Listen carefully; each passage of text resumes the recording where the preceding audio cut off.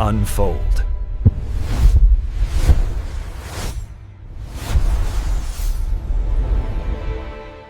혹시 한 잔의 커피에 한 나라의 역사, 갈등, 그리고 꿈까지 담겨 있다면 어떨까요?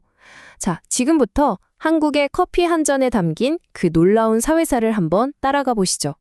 아니, 서울에 그 추운 겨울 있잖아요. 살을 애는 듯한 영하의 날씨에도 사람들 손에 들려있는 건 다름 아닌 아이스 커피입니다. 바로 얼주가 현상인데요. 이게 참 이상하죠? 바로 이 기묘한 습관이 우리 이야기의 출발점입니다. 근데 이 현상을 이해하려면요, 단순히 뭐 취향 문화다 이렇게 볼 게 아니에요. 시간을 훌쩍 거슬러 올라가야 합니다. 무려 140년이나요. 이건 그냥 음료수 이야기가 아니고요. 불안 속에서 어떻게든 살아남고 더 나은 삶을 향해 정말 정신없이 질주했던 그런 한국인의 야망에 대한 연대기라고 할 수 있죠. 자, 이야기는 19세기 말로 거슬러 올라갑니다. 커피, 그때는 가비라고 불렸죠. 이 가비가 근대성이란 이름과 함께 또 한편으로는 위험의 상징으로 한반도에 처음 들어왔을 때부터 시작됩니다. 고종 황제에게 커피는 뭐랄까 되게 이중적인 존재였어요. 한편으로는 독살 음모에서 벗어날 수 있는 유일한 피난처였는데 참 아이러니하게도 바로 그 커피가 황제의 목숨을 노리는 암살 시도의 도구가 되기도 했으니까요. 자, 그렇게 궁궐에서 시작된 커피가 이제는 도시의 지식인들 사이로 퍼져나갑니다. 생각해보세요. 식민지 시대, 그 암울했던 서울에서 다방이라는 공간은 그냥 커피 마시는 곳이 아니었어요. 억압받던 예술가나 작가들이 모여서 숨을 좀 돌리고 시대의 아픔을 나누던 그런 문화적인 안식처였던 거죠. 근데 당시 커피 한 잔 값이 얼마였는지 아세요? 설렁탕 한 그릇이랑 똑같았어요. 노동자 하루 일당의 20%에 달하는 엄청난 돈이었죠. 그러니까 커피를 마신다는 건 단순히 음료 한 잔 할까? 이게 아니었던 거예요. 나 이 정도는 마실 수 있는 사람이야 하고 자신의 계급을 과시하는 아주 대담한 선언 같은 거였죠. 자, 이제 시대를 좀 건너뛰어서 전후 시대로 가볼까요? 이 비싼 사치품이 어떻게 생존을 위한 도구로 바뀌었는지 한번 보시죠. 한국전쟁이 끝나고 모든 게 폐허가 됐을 때 사람들은 정말 하루하루를 버텨내야 했어요. 이때 등장한 게 바로 꽁피입니다. 미군 부대에서 나온 찌꺼기 같은 것들로 만들어낸 어떻게 보면 필사적인 연금술의 결과물이었죠. 심지어는 영양실조를 이겨내려고 이런 기묘한 레시피까지 나왔어요. 인스턴트 커피에다가 날달걀 노른자, 그리고 참기름 한 방울이라니? 지금 생각하면 이게 무슨 조합인가 싶잖아요. 근데 당시에는 이게 식사 대용이자 숙취 해소제 역할을 했던 아주 귀한 고칼로리, 고단백 음료였던 겁니다. 그리고 1970년대 드디어 모든 사람의 손에 커피를 쥐어주고 대한민국의 경제 기적에 불을 붙인 위대한 발명품이 등장합니다. 1970년 동서식품이 세계 최초로 커피 믹스를 발명합니다. 이건 그냥 발명품이 아니었어요. 한국 특유의 빨리빨리 문화에 정말 완벽하게 맞춰져 설계된 뭐랄까 시대의 산물이었죠. 그래서 한강의 기적을 이끈 연료라는 말이 나오는 겁니다.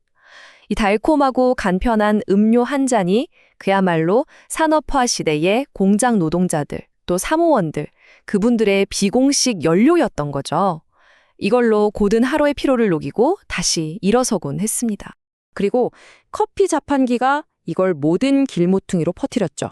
학생이든 회사 대표든 누구나 똑같이 300원이면 같은 커피를 마실 수 있었어요. 이건 정말이지 위대한 평등의 실현이라고 할 수 있지 않았을까요? 자, 그리고 1999년 한 글로벌 브랜드가 한국에 들어오면서 단순히 새로운 맛만 가져온 게 아니었습니다. 계급과 젠더를 둘러싼 일종의 문화 전쟁이 시작됐죠. 1999년 스타벅스가 서울에 첫 매장을 열었습니다. 그런데 커피 한 잔 가격이 밥 한 끼보다 비쌌어요.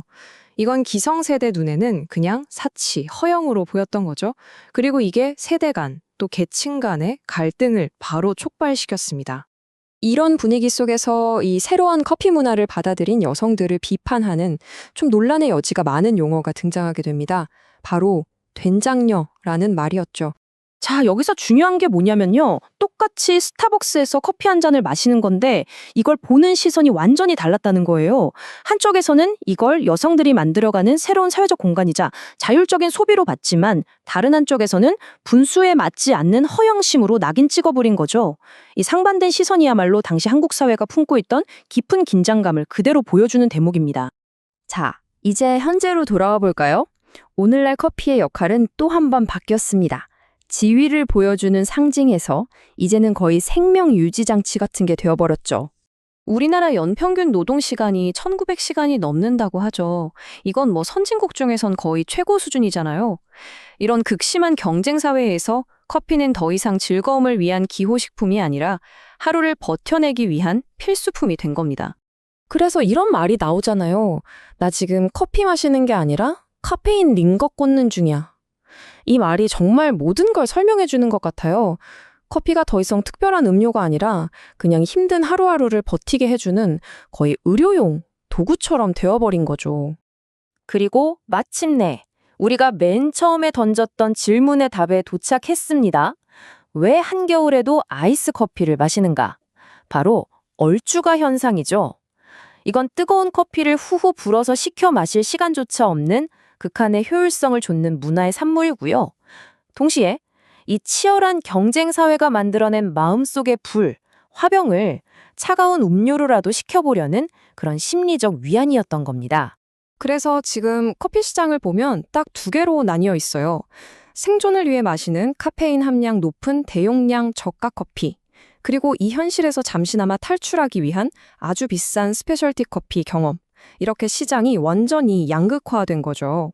이렇게 쭉 따라와 보니 어떠세요? 황제가 마시던 쓴 약에서부터 산업화 시대 노동자의 달콤한 위로가 되었다가 그리고 오늘날 직장인의 차가운 연료가 되기까지 커피 한 잔의 여정이 바로 한국 현대사 그 자체였던 셈입니다. 그러니까 다음에 커피를 마실 때 한번 이런 생각을 해보면 어떨까요? 지금 내가 마시는 이 커피 한 잔이 우리 사회에 대해 뭔가 이야기를 해준다면 과연 어떤 말을 하고 있을까? 한 잔의 커피는 그냥 커피가 아닙니다. 그건 한 시대의 영혼을 고스란히 담아낸 액체로 된 기록 보관소 같은 것이죠.